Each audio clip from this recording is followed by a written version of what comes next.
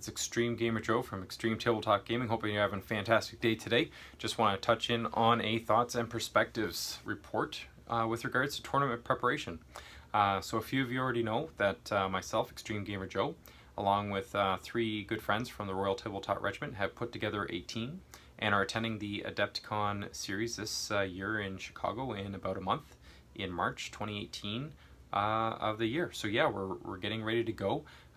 It's about a month down, so 30-day countdown clock has started, and we've got some serious practice coming up. So I wanted to just take about 3 or 4 minutes to talk about the first component of any preparation for a tournament that I personally do, and certainly our team has been doing. You can't obviously see it off camera right now, but I'm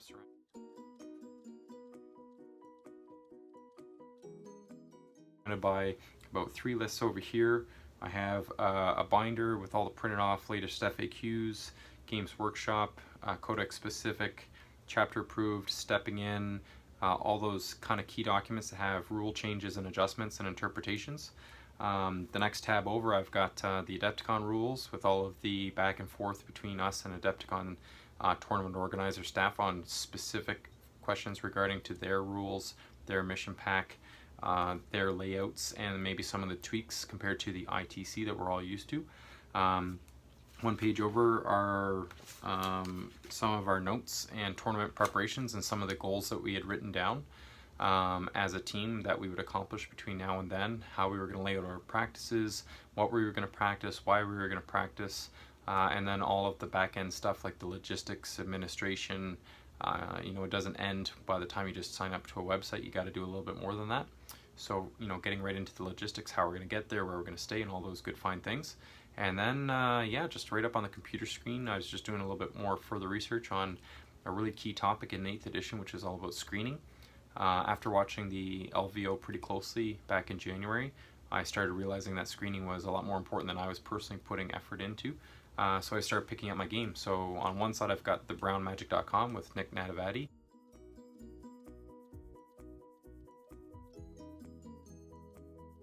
who just put together a pretty good blog if you haven't checked it out already.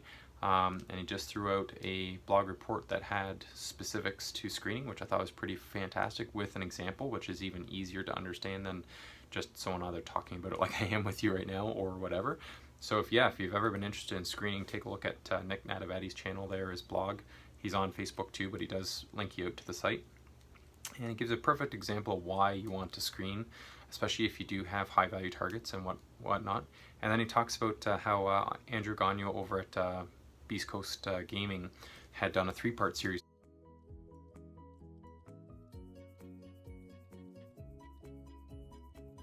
Screening. So there you go. I got a 3-part screening on one side of the screen. I got Nick Natavati's ideas on the other, and then I'm just surrounded by my research all over this table here. And that's all part of the preparation for an event. And as a person who does, you know, analytically go into anything that I do, you know, break it down into bite-sized chunks, kind of set some key goals for each of those chunks. You know, what am I trying to accomplish? Why you do it, if at all? So what's the aim of accomplishing something?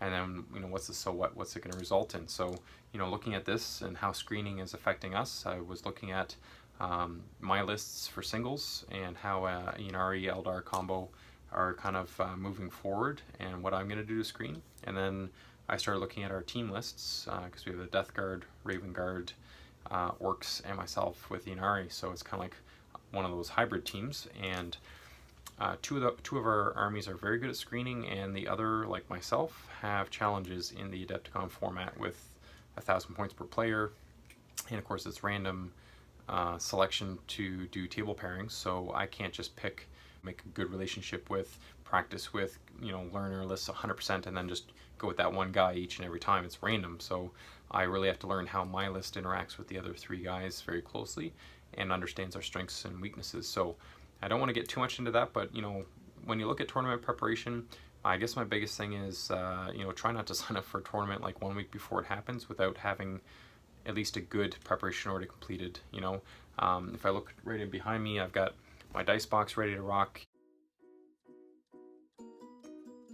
You know, everything's set, you know, objective markers in there, multiple sets of dice, rulers, multiple tapes, you know, extra glue, extra snippers, you know, my psychic cards and all the extra psychic cards that I lay down, like all that stuff's already ready to go. So if you are going to do a last minute tournament, at least be prepared and have your battle box ready to take out the door and take with you and get going.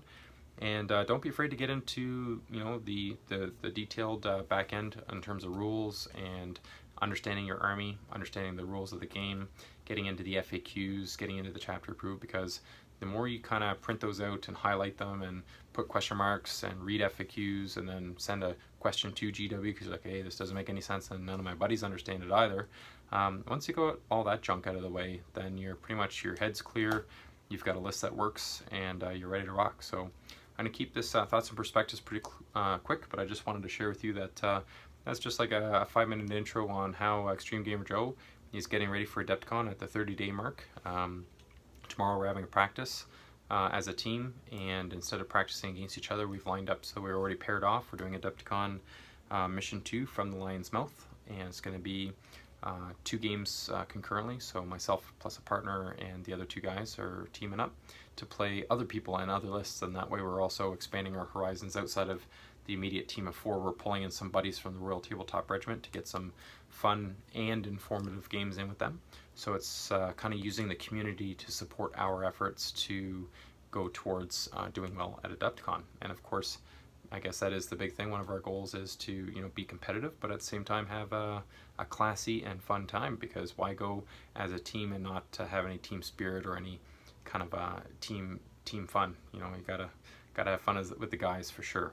So that's just a few minutes with Extreme Gamer Joe on a thoughts and perspective. Hope you enjoy this one.